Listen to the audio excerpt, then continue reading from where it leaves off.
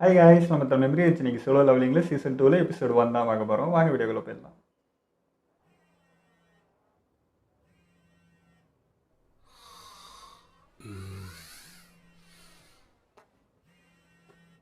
ஓ hello, யாரு? ஜின்வோ, நீ இன்னும் தூங்கிட்டு இருக்கியா? எனக்கு கொஞ்சம் களைப்பா இருந்தது. இப்போ என்ன டைம் ஆகுதுன்னு உனக்கு தெரியுமா? எனக்கு டீச்சரை பார்க்க ஸ்கூலுக்கு வரேன்னு தானே சொன்னேன். நீங்க நீங்க ஜின்வோ ஓ தானே? மலை மாதிரி இருக்கா? செம்ம handsome உலகம் ஆயிட்டான். முழுவதும் வாயில்கள் தோன்றத் துவங்கி 10 ஆண்டுகளுக்கு மேலாகிவிட்டது. வாயில்கள் வழியாக நிலவரையில் வசிக்கும் மாய மிருகங்களுக்கும் அவற்றை எதிர்த்து போராடும் மனித வேட்டைக்காரர்களுக்கும் இடையிலான போர்கள் முடிவடைவதற்கான அறிகுறிகள் தெரியவில்லை. நோய்வாய்ப்பட்ட தாயையும் தன் சகோதரியையும் கவனித்துக் கொள்ள பணம் சம்பாதிப்பதற்காக ஜின்வூ ரேங்க் ஹண்டர் என்ற குறைந்தபட்ச வேலையை செய்ய தொடங்கினார். இன்னைக்கு இங்க உனக்கு படம் இருக்கு. ஒரு ஹண்டரின் சக்திகள் விழித்தெழுந்தவுடன் மாறாது, அவர்களின் தர வரிசையும் மாறாது. இருப்பினும் சங் ஜின் வூ இரட்டை நிலவரையில் நடந்த சோதனையின் போது ஒரு வீடியோ கேமில் இருப்பது போல் சமன் செய்யும் திறமையை அவர் பெற்றார். போரில் வலிமை பெற்ற போது நோயை குணப்படுத்தும் திறன் பெற்றதாக சொல்லப்படும் வாழ்க்கையின் அமிர்தத்திற்கான செய்முறையை பெற்றார். அதே போல் நிழல்களின் படையை கட்டளையிட அனுமதிக்கும் ஒரு புதிய வேலை வகுப்பையும் பெற்றார். அதுதான் நிழல் மன்னன் ஆர்க் ஷேடோ மொனார்க். அவ்வளோ ஒன்றும் மோசமா இல்ல. ஆனா அதுவும் பிளாக் அண்ட் பிளாக்ல என்னோட டீச்சரை ட்ராக் சூட்ல மீட் பண்ண கூடாதா? எந்த அளவுக்கு ஒருத்தரால டிரான்ஸ்ஃபார்ம் ஆக முடியுமா? இது வரையா? யாரு இது? நீதான் சென்டர் ஆஃப் அட்ராக்ஷனா இருக்க. உனக்கு கேர்ள் ஃப்ரெண்ட் இல்லையா? நான் வேணா எந்த உனக்கு யார் intro கொடுக்கவா? டீச்சரை மயக்கிறவான்னு நினைக்கிறேன். சரி சரி, விடு விடு விடு. ஜின்ஹா பத்தி சொல்லணும்னா ஒழுக்கமான பொண்ணு, நல்லா படிக்கிறவளும் கூட. இங்க இருக்கிற ஸ்டூடெண்ட்ஸ்க்கு அவதான் ரோல் மாடல். ஸ்டூடெண்ட்ஸ்க்கு மட்டும் இல்ல, ஸ்டாஃப்க்கும் அவளதான் பிடிக்கும். ரொம்ப சந்தோஷம். அவ எக்ஸாம் ரிசல்ட் நல்லா வந்திருக்கு. மெடிக்கல் ஸ்கூல்ல அவளுக்கு நிச்சயமா அட்மிஷன் கிடைக்கும். எனக்கு தெரிஞ்சு அவளுக்கு நீங்க நிறைய பிரஷர் கொடுக்க வேண்டாம். அப்புறம் எதுக்கு கூப்பிட்டீங்க? இதத்தான் நான் உங்ககிட்ட சொல்ல நினைச்சேன். அப்புறம் இன்னொரு விஷயத்த பத்தி உங்ககிட்ட கேட்கணும். என்ன விஷயம்? ஜின்ஹா தகுதியானவளா இருந்தா நீங்க அவளை ஒரு ஹண்டராக அனுமதி கொடுப்பீங்களா சங்? இல்ல. யோசிக்கவே இல்லை. நானும் அப்படித்தான் நினைச்சேன். ஏன் கேக்குறீங்க? டீச்சர் அதை பத்தி மிஸ்டர் பேசுறாங்க. சங், நான் உங்ககிட்ட நிறைய விஷயங்களை பத்தி கேக்குறேன்னு எனக்கு புரியுது.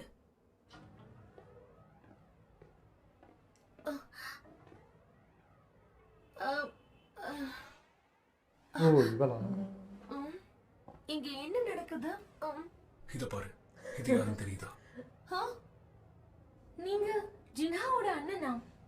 ஆமா, நான் அவளோட அண்ணன் தான். நானே சொல்லிட்டான். நம்ம டீச்சர் உங்ககிட்ட என்ன சொன்னாங்கன்னு எனக்கு தெரியாது. நான் ஸ்கூலுக்கு போறது இல்ல. அதே மாதிரி ஹண்டிங்கையும் விட முடியாது.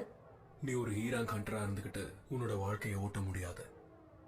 ஸ்ட்ரைக் டீம் கூட சேர்ந்து பணம் சம்பாதிச்சிருக்கலாம், ஆனா அது எப்பவும் நடக்காது. நீங்க எனக்கு இங்க லெக்சர் கொடுக்க வந்திருந்தா நீங்க வீட்டுக்கு கிளம்பலாம். அதோட நீங்களும் ஒரு ரேங்க்ன்றத மறந்துடாதீங்க. நான் உன்னை நிறுத்த சொல்றதுக்காக வரல. என் கூட வா.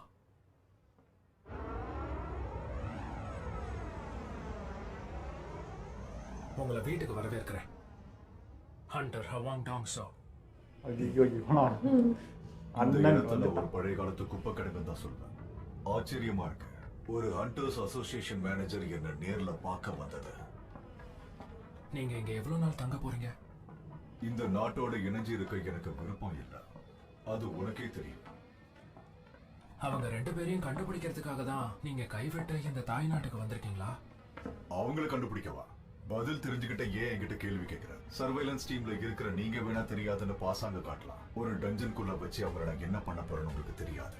முதல்ல அந்த ரேங்கர், அதுக்கப்புறம் டி ரேங்கர். இல்ல நீ என்ன தடுக்க முயற்சிக்கிற அளவுக்கு உண்மையிலேயே இது பெரிய தெரியும். முட்டாள்தானா? அடுத்து என்ன நடக்க போறதுன்னு பார்க்க நான் ஆவலாக இருக்கேன். நான் இங்க என்னுடைய வேலையை மட்டும் தான் செஞ்சுக்கிட்டு இருக்கேன்னு நினைக்கிறேன்.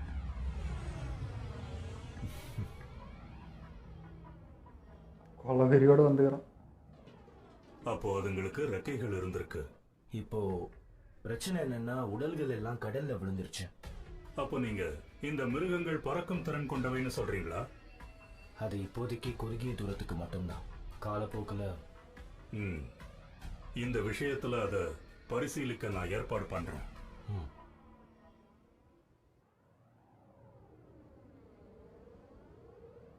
மேனேஜர் ஹான் மிஸ்டர் ஹியூ, உங்களை மறுபடியும் பார்த்ததுல சந்தோஷம்.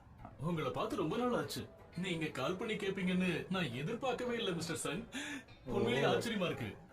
Good evening. ஆல்ரெடி புக் பண்ணிட்டு வந்துக்கிறாங்களா? ஓ, எனக்கு உங்களை ஞாபகம் இருக்கு. இப்படி பண்றதுக்கு தயவு செஞ்சு என்ன மன்னிச்சிருங்க. பரவாயில்ல, நாங்க உங்களுக்காக தானே நினைச்சோம் ஹண்டர் சன். நீங்க பயிற்சிக்கு வரீங்கன்னு சொன்னதை கேட்டு ரொம்ப ஆச்சரியமா இருந்துச்சு. இவங்களுக்காகவா? ஆமா, நீங்க சரியான நேரத்துல தான் யோசிச்சிருக்கீங்க. இந்த பகுதி ஹை ஃப்ரீக்வன்சி கேட் ஜோனா நியமிக்கப்பட்டிருக்கு. உண்மை சொல்லணும்னா இன்னைக்கு காலையில ஏ அப்புறம் சி ரேங்க் ஒன்று திறக்கப்பட்டிருக்கு. இன்னும் எவ்வளவு நேரம் எங்க நின்று பேச போறீங்க? நம்ம ஒண்ணு எங்க ஃபீல்ட் ட்ரிப்புக்காக வரல. மன்னிச்சிருங்க, பேசி முடிக்க போறோம். ஆமா, யார் அது? அவர் பேரு கிம் சூல். அவர் ஒரு ஏ ரேங்கர். பார்த்தாலே தெரியல, அவர் ஒரு டேங்க். ஏ ரேங்கரா? அம்மா ஒன்னும் தருப்பான். அவனோட ஷீல்டு பல்தான் போட்டு ஒரு அருமையான ட்ரைனிங் எக்ஸ்பீரியன்ஸா இருக்கும். அவரும் இதுல இருப்பாரு. இந்த ஸ்ட்ரைக் டீம்ல அவர் ஒரு லீடரா செயல்படுவாரு. நீங்களும் அவரோட சேர்ந்து போறத கேட்டதும் அவரோட மனநிலை கொஞ்சம் என்னால நம்ப முடியல. 2 ஈ ரேங்கர்ஸ் பேபி சிட்டிங் பண்ண வச்சிருக்கீங்க. ஒருத்தர்னா பரவாயில்ல, 2 பேரா?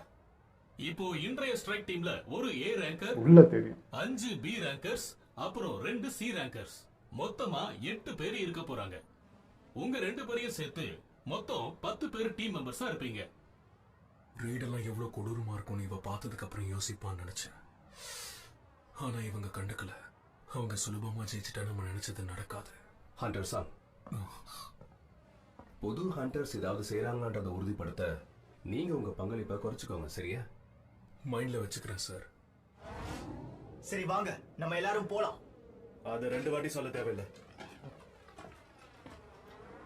உடம்புல போட்டிருக்க ஷீல்டு டன் கணக்கில் இருக்கும் உங்களுக்கு. நீங்க போங்க, நான் பின்னாடியே வரேன். இப்ப இருக்கிறது எப்படி இருக்கும் போதோ தெரியல. உள்ள இவளுக்கு பயத்தை காட்டி வரணும் பண்றதுக்கு பண்றான் போது.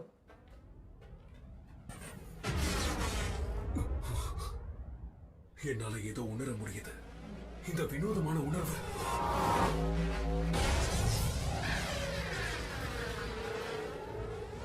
டிக்கெட் சொல்லு.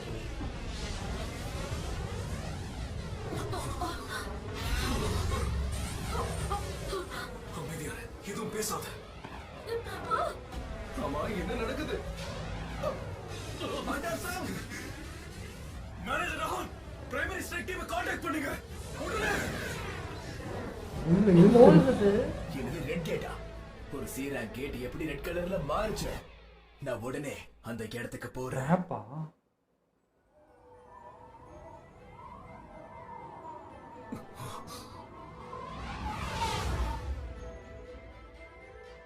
உள்ள வந்தா எப்படி என்ன நடந்துச்சு? கேட்ஸ் எல்லாம் காணாம போயிடுச்சு. நம்ம எப்படி திரும்ப போறது? அது ஒரு ரெட் கேட். ஆமா, இந்த ரெட் கேட்னா என்னன்னு எனக்கு கொஞ்சம் சொல்றீங்களா? வழக்கமான கேட்ஸ் மாதிரி இல்லாம நாம இதுக்குள்ள நுழைஞ்ச உடனே வெளியில இருந்து மொத்தமா தனிமைப்படுத்தப்பட்ட டஞ்சனுக்கு கூட்டிட்டு போவோம். பாஸ் இங்க தோக்கடிக்கிற வரைக்கும், இல்லைன்னா டஞ்சனை பிரேக் பண்ற வரைக்கும் உதவி கிடைக்காது, வெளியே போக முடியாது. அது மட்டும் கிடையாது, இங்க உள்ள இருக்கிற மேஜிக் பீஸ்ட் எல்லாமே நார்மலா இருக்கிறத விட ஸ்ட்ராங்கா இருக்கும். அப்போ இது சி ரேங்க் டஞ்சனா?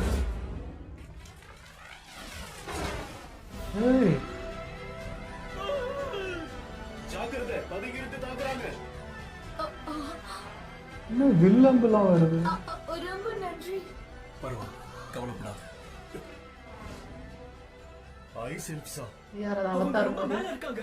இந்த ட்ரைலர்ல பார்த்தேன். சாதாரணமானவங்க கண்ணுக்கு தெரியாது.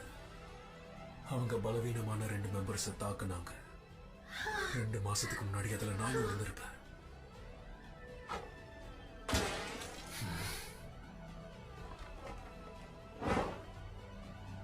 மிஸ்டர், அதெல்லாம் என்ன? ஐஸ் எல்ஃப்ஸ் அதுங்களோட கொடுமையான தன்மை காரணமா ஹண்டர்ஸ் அந்த டீமன்ஸை விட கொடுமையானதுன்னு சொல்லுவாங்க. அதுங்களோட பேரு ஐஸ் ஸ்லேயர்ஸ். எல்லாரும் கவனிங்க. உங்களுக்கே தெரியும், நாம ரெட் கேட் சப்போர்ட்ல இருந்து துண்டிக்கப்பட்டிருக்கோம். பி ரேங்க் இல்ல, அதை விட பெரிய எதிரிகளை எதிர்க்கணும். உங்களுக்கு புரிஞ்சிருக்கும்னு நினைக்கிறேன். ஹையஸ்ட் ரேங்கர் ஹண்டர் சொல்றதை கேட்டு நடந்துக்குங்க. சொன்னது புரிஞ்சதில்ல? உங்க எல்லாருக்கும் தனித்தனியா என்னால கட்டளையிட முடியாது. அதான் ஒரு திட்டம் வச்சிருக்கேன். 2வது குழுவை உருவாக்கி தனியா போக போறேன். என்னது? இது நம்ம தப்பிக்கிறதுக்காக எடுக்கப்பட்ட முடிவு. நாம வாக்குவாதத்துல ஈடுபட்டா சாவு, அப்படி இல்லனா பிரச்சனையில தான் போய் முடியும். அதுவே நான் சொல்றதை கேட்டீங்கன்னா நீங்க நிச்சயமா உயிரோட போலாம். உங்க கூட நான் வரேன். ஆமா, நானும் வரேன். ஆனா நீ வரக்கூடாது. ஏன்? இங்க பார்க்க வந்திருக்கிற இந்த பொண்ணும் அதுக்கப்புறம் நீயும் சீரன் கீழே இருக்கிறவங்க வரக்கூடாது. நாம இருக்கிற ஒவ்வொரு நாளும் வெளியில 1 மணி நேரத்துக்கு சமம். பாஸ அழிச்சாலும் இல்ல டஞ்சன் பிரேக்காக காத்திருந்தாலும் இங்கேயே பல மாசங்கள் இருக்க வேண்டியது இருக்கும். செத்தவங்களை பார்த்துட்டு இருக்கிறதுக்கு அத்தனை நாள் முடியாது. அவ்வளவு மனசோர்வு அடைய தேவையில்லை. அந்த பாஸ் அழிக்கிற வரைக்கும் உயிரோடு இருங்க. வீட்டுக்கு கிளம்பிடலாம். ஒரு நிமிஷம், நானும் அவங்க கூட போய் சேர்ந்துக்கலாமா? உனக்கு பொருத்தமா தான் இருக்கும். அவங்கள பார்த்து பரிதாபப்படுறா. என்ன இவ்வளவு முட்டாளா இருக்கா? மிஸ்டர் கிம் அந்த அம்பு வந்தது கொஞ்சம் கூட கவனிக்கவே இல்லை. உண்மையிலேயே நீ ரேங்கர் இல்ல தானே? ஓ, நோட்டீஸ் பண்ணிருக்காங்க. ரேங்கர் இல்ல, அதை விட அதிகமா இருக்கலாம். உங்களை சந்திச்சதுல சந்தோஷம். ஹலோ. ஓய், அது அந்த வெட்டவெளி வழியில நம்ம கிளம்பலாம். அப்படின்னா நாம காட்டு வழியா போவோம். நம்மால் மட்டும்தான் பிக்னிக் போறோம். அப்படின்னா சரி, நீங்களும் பத்திரமா இருங்க. குளிர்லையா உனக்கு? என்னாச்சு கேப்டன்? அங்க பாரு. என்ன அதெல்லாம்? பனி கரடி செஞ்சது. நம்ம ஈரன் குழுவை சாகர நிலைமையில விட்டுட்டு வந்திருக்கோம். அவங்களுக்கு முறையான பயிற்சியும் இல்ல, எதுவும் இல்ல. ஒரு ரெய்ட கவனிக்க வந்து தேவையில்லாம சாக போறாங்க. ஒரு நிமிஷம் இரு. அவங்க கூட சி ரேங்க் இருக்காங்க, பார்க் ஏஜென்ட் இருக்காங்க, பி ரேங்க் யாரு? நான் ஏன் ஒரு ஈ ரேங்க் அவங்க தலைவரா நினைச்சேன். எல்லாரும் தயாரா இருங்க. நிஜமாவே பண்ணிக்காரு.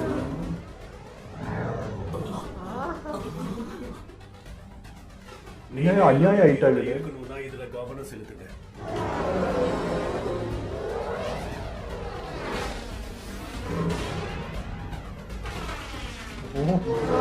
அவரோட கையை உடை. ஓ, 2 பீஸ் வாங்கிட்டோம். நான் கூட வெறும் வாய்தான் நினைச்சேன். பவரான ஆகட்டும். வெப்பன்ஸும் நல்லா பயங்கரமா ரெடி பண்ணிருக்காங்க. நில்லுங்க. என்னாச்சு? அந்த நகைக்குறிகளை பாருங்க, தெளிவா தெரியுது. இந்த காடு முழுக்க பனிக்கரடிகளோட பிரதேசம். அதுங்க நம்மள பாக்குறதுக்கு முன்னாடி போய் அதனாலதான் நாம இன்னும் முன்னோக்கி போறோம். ஒருவேளை இது கரடி பிரதேசமா இருந்தா நாம உள்ள இருக்கிற வரைக்கும் கரடிகளை பத்தி மட்டும்தான் கவலைப்படணும். ஐசல்ஸ் மாதிரி எதிரிகளை விட இது எவ்வளவோ பரவாயில்ல. பனிக்கரடிகள் இங்க வளர முடியும்னா அதுங்களை வேட்டையாடுற வலிமையான மிருகங்கள் இங்க இல்ல. நான் அந்த அளவுக்கு கொஞ்சம் கூட யோசிக்கவே இல்லை. நாம எதிர்பார்த்த மாதிரியே இந்த காட்டுல ரொம்ப குளிரா இருக்கு.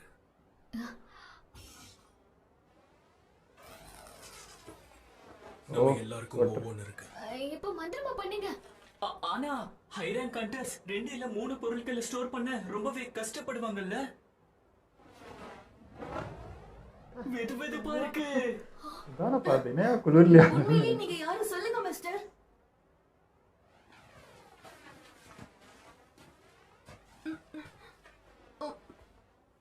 நான் தான் உன்னை இங்க கூட்டிட்டு வந்தேன். அதனால உன்னை பத்திரமா பாத்துக்கிறது என் பொறுப்பு.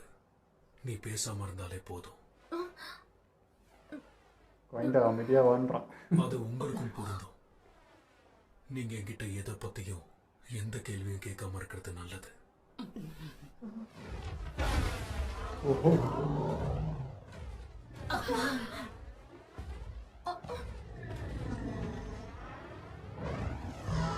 டைட்டில மாத்து.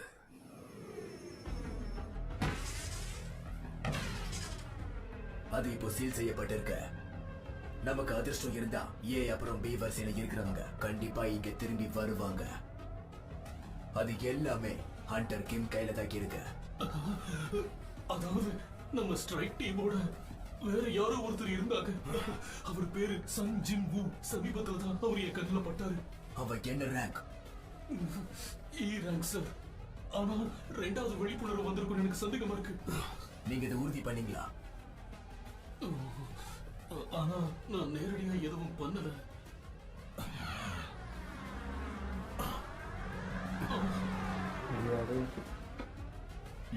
கொஞ்சம் தெரிஞ்சுக்கோங்க. ஏய், இது ஒயிட் யாரும் டைகர் இங்க சங்கத்தோட வந்து- தலைவர்ல ஒருத்தரா எனக்கு தெரியுது. அங்க ஒரு ஏ ரேங்க் கேட் இருக்கா இல்லையா?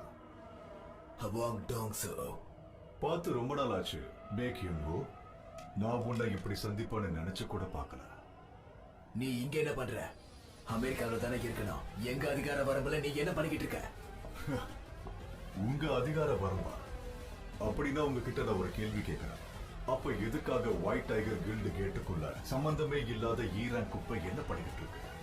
என்ன அதுக்குள்ள இப்படி நான் கேள்வி சங் ஜின் சொல்லுங்க. வூவை பத்தி பேசிட்டு இருக்கேன். இவரும் அவனை ஃபாலோ பண்றாரா? ஆனா அவன் இந்த ரெட் கேட்ல மாட்டிக்கிட்டு இருக்கான். குறைஞ்சபட்சம் நான் அவனை ஒரு தடவையாவது பார்க்கணும்னு நினைச்சேன். ஆனா இப்ப அவன் மறுபக்கம் சாகதான் போறான். சங் ஜின் ஹூ, நீ ஒரு அதிர்ஷ்டசாலி. ரெட் கேட்டுக்கு அந்த பக்கம் இருக்கிறவங்கள ஹவாங் டாங் சோவால எதுவும் பண்ண முடியாதா? கேள்விக்கு என்னன்னா, நீ அது வந்தாலும் வெளியேற அளவுக்கு அவ்வளவு அதிர்ஷ்டசாலியா?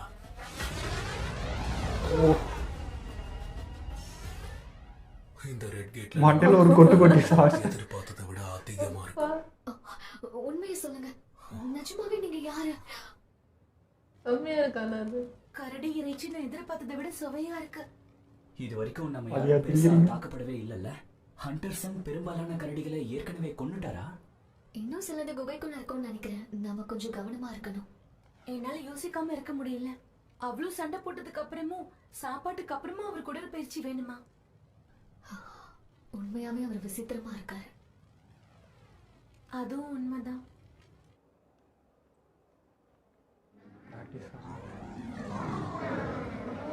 எங்கள் வரிசையில் இது சமமான போட்டி. வெளியே வா. பாட தாயா பார்க்கணும்னு நினைச்சோம். இவ்வளவு சீக்கிரம் நடக்குது.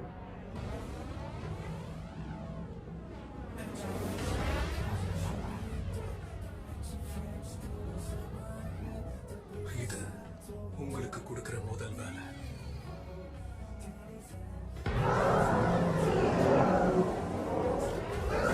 போங்க. அசால்ட்டா நின்னே எல்லாத்தையும் முடிச்சிடலாம்.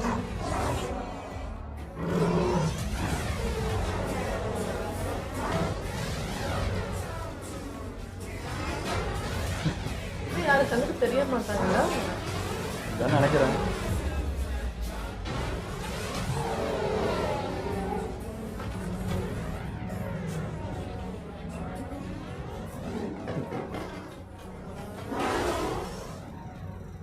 அதிக ஃபயர் பவர் இருக்கிற துப்பாக்கிகள், அழிவே இல்லாத காலார் படை ரொம்ப சிறப்பா செயல்படுறாங்க. லோ ஆயிட்டே போகுது. ஆனா செலவாகுது. ஓ, லீடர் வேற இருக்கிறாங்களா? இதோட தலைவன் நீயா தான் இருக்க. நீயாவா?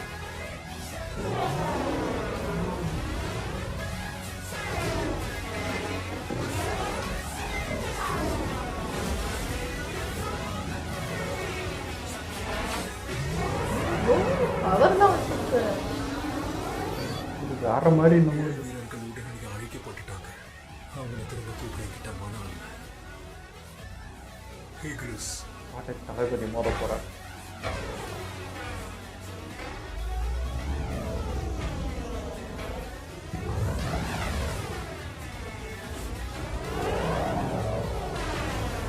நம்ம ஆள் ஸ்பீட் ஆச்சு.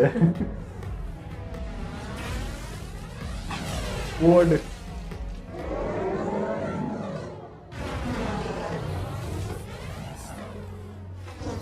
ஒன்றும் வேலைக்கு ஆகல.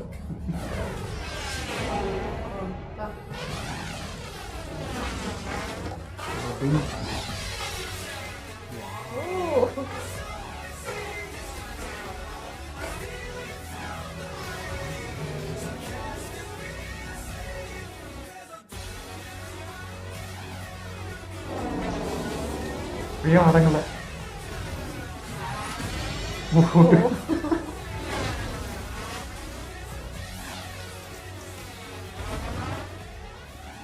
ஹிக்ரிஸ் முன்னாடி முழு நேரமும் வாழை வச்சு சண்டை போட்டிருந்தா அவன் கண்டிப்பா என்ன கொண்டு இருப்பான். என் காலை பார்த்தா எங்களுக்கே பையா. அவனுக்கு சமமா இருக்கு. ஒருவேளை நான் இன்னமும் பலவீனமா தான் இருக்கணும் என்னவோ. நல்லா ஃபைட் பண்ண.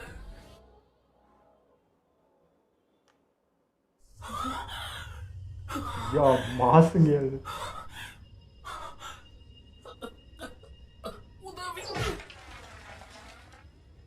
இந்த பக்கம் எல்லாம் சாத்தியமே இல்ல. நான் ஒயிட் டைகர் கில்டுல சேர போறேன். இது எனக்கு நடக்கவே கூடாது.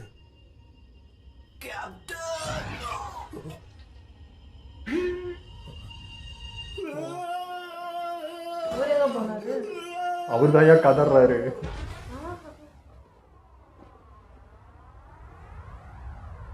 இந்த கிங் அவரா லீடர் அந்த அவரா? ஏ ரேங்க்கு. எங்கள் ஆசை இவ்வளோ சீக்கிரம் நிறைவேறுன்னு எதிர்பார்க்கவே இல்லைங்க. சீசன் 1ல் நாங்கள் பெருசாக எதிர்பார்த்தே அதான். இதுக்கு மேலே இவன் வந்து கிங்காக செயல்படுவான், ஆர்டர் மட்டும் போடலாம், அந்த படையை எல்லாத்தையும் பார்த்துக்கும், இதெல்லாம் எப்படா பார்க்க போகிறோன்னு பார்த்தா எபிசோடு 1லேயே ஆரம்பிச்சிச்சு. வேற மாதிரி இருந்துச்சுங்க அந்த சீன். இந்த பக்கம் அந்த பனிக்காரடியே எங்களுக்கு ஒரு சர்ப்ரைஸ். இது என்னடா வேற மாதிரி இருக்கே, டிஃப்ரெண்ட்டாக இருக்குன்னு யோசிச்சுட்டு இருந்தோம். பார்த்தா அதுக்கு ஒரு பட தளபதி வேறு அந்த பக்கம் இருந்தது. இந்த பக்கங்கிற அந்த லமால் அப்படின்னு சொல்லிட்டு அவனுடைய ஃபை ஸ்கில் தான் பார்க்கணுன்னு அவ்வளோ ஆர்வப்பட்டோம். அதுவும் நடந்துச்சு. எடுத்ததும் அவனே போய் பண்ணால் அது வந்து நம்மளுக்கே ஷாக்கு. ஐயோ இவன் வால் அடி வீசினா நான் செத்துருப்பனே அப்படின்ற அளவுக்கு இருந்துச்சு. லைட்டாக ஒரு பாராட்டு தான், நல்லா செஞ்சேன் அப்படின்ட்டு. அது எல்லாம் இருக்கு, ஆனா இது சொல்லாம செம்மையாக இருந்துச்சு சீன். அது மறக்கவே முடியாது. அது நான் அவனோட அந்த ஸ்கில்லாம் பார்க்கணுன்னு அவ்வளோ ஆசை. ஏன்னா அன்றைக்கி அவ்வளோ பார்க்க முடியல. அவனோட வேகம் கண்ணுக்கே தெரியாத அளவுக்கு வேகமாச்சேன்றது தான். அந்த சீன் எத்தனை முறை பார்த்தாலும் சரிங்க, நாங்கள் திரும்ப அது பார்க்க போகிறோம். வேற மாதிரி இருந்துச்சுங்க. ஆனால் நம்ம ஹீரோக்கு இனிமே வேலையாக இருக்கிறேன். ஹீரோ ஃபைட்டே அவ்வளோ பார்க்க மாட்டோம்னு நினைக்கிறேன். ஃபுல்லாக இவங்களே முடிச்சிருவாங்க. ஆனால் இவங்களுக்கு அந்த பவர் இருக்கிற வரைக்கும் தான் அது கூட. இல்லைன்னா ஃபுல்லாக அந்த லீடரை தான் பார்த்துக்கிற மாதிரி ஆயிடுது. ஸோ செம்மையாக இருந்துச்சு அது நம்ம ஹீரோ வந்து ஃபர்ஸ்ட் அந்த கரடியை கொண்டுட்டு மேலே உக்காந்து அந்த இதெல்லாம் சூப்பராக இருந்துச்சு. ஆமாம், அது ஒன்றுமே கொட்டினாங்க அவ்வளோ. நான் கூட அடித்து வேற மாதிரி நடக்கும்னு பார்த்தா தலையில் ஒரே ஒரு நெசுக்கு அவ்வளோதான் படுத்துருச்சு. ஸோ அது அதுலேயே எவ்வளோ லெவல் அதிகமாக இருக்கான்றது அதுவே காட்டுச்சு. அதே மாதிரி இவங்க சொல்கிற மாதிரி ஹீரோக்கு வேலையே இருக்காது போல். எல்லா படத்தாலுமே முடிச்சுப்பா, நம்மளுக்கு என்ன ஆர்டர் போட்டோமா, ஜம்முன்னு சேரில் உட்காந்து வேடிக்கை பார்த்தோமான்னு இருக்கும் போல். வேற மாதிரி சம்பவம். ஆனால் மற்றவங்களுக்குலாம் அந்த கொஸ்டின்ஸ் இருந்துகிட்டே இருக்குது. இப்போ அவங்க போய் வெளியே சொன்னால் என்ன ஆகுன்றது தெரியல. அது நிறைய டவுட்ஸ் வரதானே செய்யும். ஆனால் இவங்களாம் யாரு கண்ணுக்கு தெரிய மாட்டாங்க போல். ஹீரோ கண்ணுக்கு மட்டும் தெரியும்னு நினைக்கிறேன். அதான் இவங்க வந்து ப்ராக்டிஸ் ஏதோ பண்ணிட்டு இருக்காங்க உள்ள அப்படின்னு வச்சேன். பார்த்தா அவன் போய் மொத்தத்தையும் ஒத்தால போய் பண்ணிட்டு இருக்கான்றதே உங்களுக்கு தெரிய காணும். இப்போ வெளியே அவன் வேறு நிற்கிறான், தம்பியை கொண்டுட்டான்றான். அவன் அதுக்குள்ளே தேடிங்க வந்துட்டான், இங்கே இருக்கான்றது அதுக்குள்ளே இப்படி எப்படா இவனுக்கு எல்லா விஷயமும் தெரியுதுன்னு தெரியல. நேரம் இங்கே வந்து நின்றுட்டான். இப்போ வெளியே உள்ள ஒரு ஆபத்து இருக்குது, இதை முடிச்சுட்டு இப்போ வெளியே வந்தாலும் வெளியே இவன் ரெடியாக இருக்கான். ஸோ இதுவே என்ன நடக்க போகுதுன்றது தெரியல. எனக்கு அந்த பொண்ணு கூட்டிகிட்டு போனது கூட எப்படி இருந்துச்சுன்னா, இவன் இங்கே நடக்கிற சம்பவத்தை பார்த்து திரும்ப இங்கே வரவே கூடாது, அப்படியே ஓடிடணும் அப்படின்றதாவே கூட்டணும். அந்த மாதிரி இது வலுக்கட்டாயமாக அவன் தங்கச்சிக்கு ஒரு ப்ரொடக்ட் பண்ணுற மாதிரி இவளுக்கும் பண்ணணும் அப்படின்னு நினைக்கிறானா என்னன்னு தெரியல. அப்படிதான் எனக்கு ஃபீல் ஆச்சு. ஆனால் அவன் நிறைய பயப்படுறாதான், தயக்கம் இருக்குது. ஆனாலும் எப்படி இதுக்குள்ளே வர ஆசைப்படுறான்றது புரியல. அவன் பவர் என்னன்றது அந்த அளவுக்கு தெரியல. அந்த சைடு வந்து அந்த ஏரேங்க அந்த லீடரா அவரு அடி வாங்குறாருன்னு எனக்கு தெரியல. நானே அந்த 3-4 பேர் அடி வாங்குறாங்க போல அப்படின்னு நினச்சிட்டு. ஏன்னா அவ்வளோ பெரிய உருவமாக இருந்துச்சா, அங்கே பார்த்தா எனக்கு அப்படி ஃபீலே ஆகலையா. ஸோ வேற யாரோ போல, இனிமேல் அவர் வந்து அட்டாக் பண்ணுவார் நம்பிட்டு இருக்கேன். பார்த்தா அவரு தான் அடி வாங்குறாரு. அது பயங்கர ஷாக். ஏன்னா ஃபர்ஸ்ட் அந்த கரடியெல்லாம் பயங்கரமாக போட்டு தள்ளினாரா, சரி செம்ம ஸ்ட்ராங்கான ஆள் தான் போல இருக்கு அப்படின்னு நினச்சிட்டு இருந்தா, பார்த்தா அவங்கள்ட்ட அது வேலைக்கே ஆகலை. அதான் அவ்வளோ பெரிய ஆர்மர் அதெல்லாம் போட்டுட்டு இருக்காரு. அதாவது அதுக்கிட்ட ஆச்சு, இவங்கள்ட்ட அந்த வேலைக்கு இவங்க ரொம்ப முருகமாக இருக்காங்கன்றது தான் காட்டுச்சு. சரி இவ்வளோ பேச வேற ஏ ரேங்க் வேற அப்படின்றப்போ சரி இதெல்லாம் ஒரு அசால்ட்டாக ஆரம்பிப்போம். பார்த்தா கூட்டின்னு போன மொத்த பேரும் காலி. இப்போ அவர் ஒத்ததான்றப்போ அவருக்கு அல்லு கிளம்புது, ஒன்றும் பண்ண முடியலன்றது. எனக்கு தேவையான ஞாபகம் இருக்குது. சீசன் 1லேயே ஒருத்தர் ஓவரா வாய் பேசி நான் பார்த்தப்போ ரொம்ப பில்டப் பண்ணி போய் அடி வாங்கிட்டு ஒன்றும் இல்லாமல் தான் வந்தார். பட் இவர்கிட்ட கொஞ்சம் எதிர்பார்த்தேன். ஆனால் ஓகே தான், பவர் இருந்துச்சு தான். பட் என்ன பண்ணுறது, அவங்க அந்த அளவுக்கு பவராக இருக்காங்களே. நான் அந்த ஆர்மர் அவ்வளோ பெருசு போட்டுட்டு இருக்கிறதுக்காக ஏதாவது பண்ணுவாருன்னு நினச்சேன். பார்த்தா கதறிட்டு ஓடியாந்துட்டு இருக்காரு. மேபி இப்போ நம்ம ஹீரோ கிட்ட தான் வந்து நிற்கணும். இப்போ இவருடைய பாய்ச்சாதான் இங்கே தெரிய போகுது. இதனால இப்போ என்ன ஒரு ரேங்க் அவ்வளோதானன்றது தான். இப்போ அங்கே இவ்வளோ பெரிய இதுவும் முடிச்சுட்டு அவன் நின்றுட்டு இருக்கான்றப்போ இவருக்கே இப்போ ஷாக்காக இருக்கும். இப்போ இவர் தான் இருந்து மொத்த பேரையும் காப்பாற்றி கூட்டின்னு போன போல இருக்கு. ஆமாம், நான் ஃபஸ்ட்டு பிரிஞ்சு போகும்போது தெரிஞ்சு போச்சு எப்படி ஹீரோ வந்து காப்பாற்றுவார். ஆனால் அது வெளியே தெரியாமல் இவர் தான் காப்பாற்றினாரு வந்து சொல்லிப்பாங்க. எப்படி தானே முடியும் அப்படின்னு தான் நினச்சிட்டு இருந்தேன். அதே மாதிரி தான் நடக்குது. இன்னும் அவங்களோட நம்ம ஹீரோ மீட் பண்ண போகிறாரு. அது எப்படி இருக்கும் போது தெரியல. ஆமாம், அப்படி தான் நடக்கும். இப்போ முடிச்சுட்டு வெளியே வந்தோன்னே ஆமாம் ஏ ரேங்க் தான் எல்லாத்தையும் முடிச்சிருப்பாரு, காப்பாற்றிட்டாரு அப்படின்றது அப்படி அவருக்கு தான் பேர் போவோம். அவரும் சொல்ல முடியாது, கௌரவம் அப்படி ஏற்றுதான் ஆகணும். இதே தான் நடக்கும். சரி பார்க்கல. எனக்கு இப்போ அவன் அண்ணன் நிற்கிறான் வெளியே, அதுதான் இப்போ என்ன நடக்கும்னு தெரியல. அவன் ஏற்றுக்க மாட்டான்ல இவன் தான்றது அவன் இன்னும் பார்க்கல நம்மால். ஸோ அவனை கண்ணு வச்சுட்டு போனோன்ட்டு இன்னும் அவன் வரல. கூட இன்னொருத்தர் இருப்பா இல்லையா, அவன் தானே அன்றைக்கி எல்லா பேரும் அவனுக்கு கொடுத்து அவனை நிற்க வச்சது. இப்போ அவனு வேறு எங்கே இருக்கான்னு தெரியல. இவன் ஹீரோவை சமாளிச்சுப்பான், அவங்ககிட்ட போனால் அவன் காலி. ஸோ அது கஷ்டம். என்னன்னா இப்போ அவங்களாம் வந்து ஏ ரேங்க் நிக்கிறாங்கன்றது வேற, பட் இ ரேங்க் எப்படி தப்பிக்கிறாங்க, இவ்வளோ பெரிய சுச்சுவேஷனும் தப்பிச்சு உயிரோடு இருக்காங்கன்றது அவங்க டவுட்டாகவே வருது. எப்படி இவங்களாம் செத்து இருக்கணுமே நேரம் அப்படின்ற டவுட் வரதுனாலேயே அது பெருசாக போயிட்டு இருக்கு.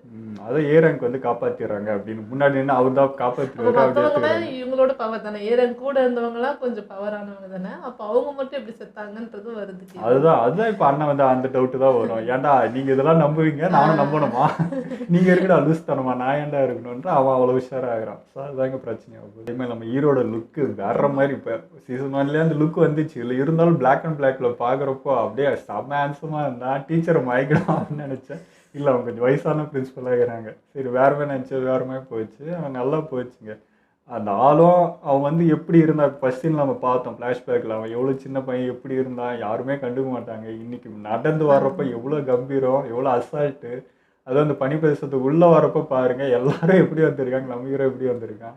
எல்லாத்துலேயும் அவன் துண்டா தனியாக தெரியும். இதுவே எல்லாருக்கும் சந்தேகம் வந்துடும், இவன் என்னடா இவ்வளோ அசால்ட்டாக இருக்கானேன்றது இதுலேயே வந்துடும். ஸோ இது வந்து ரொம்ப ஆர்வமாக போயிட்டுருக்கு. ஃபஸ்ட் எபிசோடே இப்படி. ஸோ இன்னும் வெறித்தனமாக இருக்கும் பழகுது. சீக்கிரமாக எபிசோட் 2 பார்த்துரும். ஓகே, இதெல்லாம் நம்ம வீடியோ முடிச்சுமா. மறக்காமல் லைக் பண்ணி ஷேர் பண்ணுங்கள், மறக்காமல் சப்ஸ்கிரைப் பண்ணிடுங்க.